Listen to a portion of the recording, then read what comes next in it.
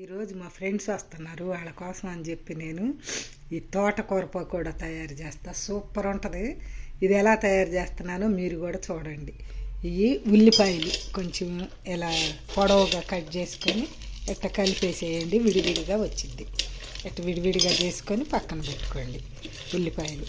ఇప్పుడు దీనిలోకి సన్నగా కట్ చేసుకున్న తోటకూర చూడండి, ఇట్లా సన్నగా కట్ చేసుకున్న తోటకూర వేసుకోండి. తోటకూర ఆరోగ్యానికి చాలా మంచిది కదా తోటకూర. ఇప్పుడు కొత్తిమీర, పచ్చిమిరపకాయలు. ఈ పెద్ద కారం లేవు, అందుకని ఇట్ట కొంచెం పొడవుగా చీరుకున్నాను. ఇది కరివేపాకు కూడా సన్నగా కట్ చేసుకున్నా. కొత్తిమీర, కరివేపాకు, పచ్చిమిరపకాయలు వేసేద్దాం దీనిలో. ఇప్పుడు దీనిలోకి 1/2 కేజీ శనగపిండి అయితే సరిపోద్ది. ఇప్పుడు ముందుగా ఆకుకూరలన్నీ కలిపేసుకుందాం. అన్నీ కలిసేటట్టుగా ఇట్లా కలుపుకుందాము. కలుపుకొని 1/2 కేజీ శనగపిండి వేసుకుందాం దీనిలో కరెక్ట్గా 1/2 కేజీ అయితే సరిపోద్ది.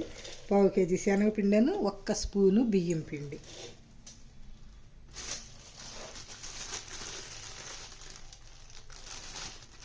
అది సరిపోద్ది 1/2 కేజీ. ఇప్పుడు బియ్యం పిండి వేద్దాం 1 స్పూన్. ఇంకా కొంచెం కూడా వేసుకోవచ్చు, సరిపోద్ది. బియ్యం పిండి, కొంచెం అల్లం వెల్లుల్లి పేస్ట్, అది కూడా సరిపోద్ది. 1 స్పూను గరం మసాలా. సూపర్ ఉంటాయి పకోడా. ఇంక ఇప్పుడు ఈ ఉప్పు, దీనిలోకి సరిపడా ఉప్పు సరిపోద్ది.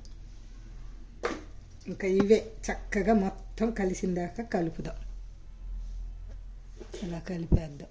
ఇప్పుడు చక్కగా పొయ్యి మీద మరుగుతున్న ఆయిల్ కొంచెం వేసేద్దాం. దీంట్లో వేసి చక్కగా మొత్తం కలిసేటట్టు కలిపేసి, పొయ్యి మీద ఆయిల్ కూడా కాగింది. ఇంకా మనం పకోడీ వేసేయటమే.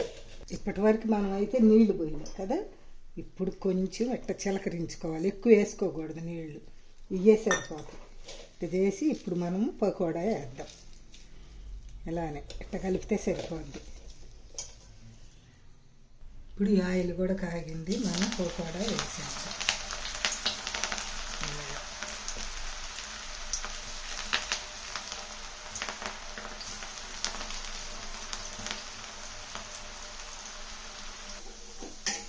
ఇప్పుడు కొంచెం దీన్ని వెనక్కి తిప్పుకుందాం. వెనక్కి తిప్పి లైట్ గోల్డెన్ బ్రౌన్ రానిచ్చి తీసేసుకుందాం.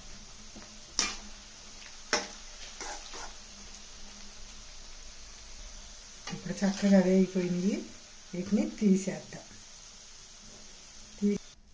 ఇంకా అన్నీ ఇలానే వేసేసి మొత్తం అయిపోయిన తర్వాత చూద్దాం. మీరు తోటకూరే కాకుండా పాలకూర, మెంతికూర, మళ్ళీ అన్ని కూరలు కూడా కలుపుకొని కూడా వేసుకోవచ్చు.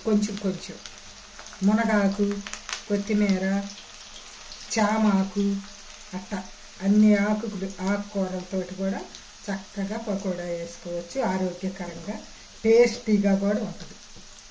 మొత్తం అంతా పకోడీ మొత్తం రెడీ అయిపోయినాక చూద్దాం. చూడండి ఎంత క్రిస్పీగా, సూపర్ టేస్టీగా కరకరలాడే తోటకూర, కొత్తిమీర, కరివేపాకులు అన్నీ వేసి చేసాం కదా తోటకూర పకోడా. చూడండి అదిరిపోయింది, చాలా టేస్ట్గా ఉంది. 1/2 కేజీ పిండికి చూడండి ఎన్ని అయినాయో. బాగా ఎక్కువగా తిన్నా కానీ 8 మంది 7 మంది తినొచ్చు. సూపర్ ఉంది. ఖచ్చితంగా మీరు కూడా ఒక్కసారి ట్రై చేయండి.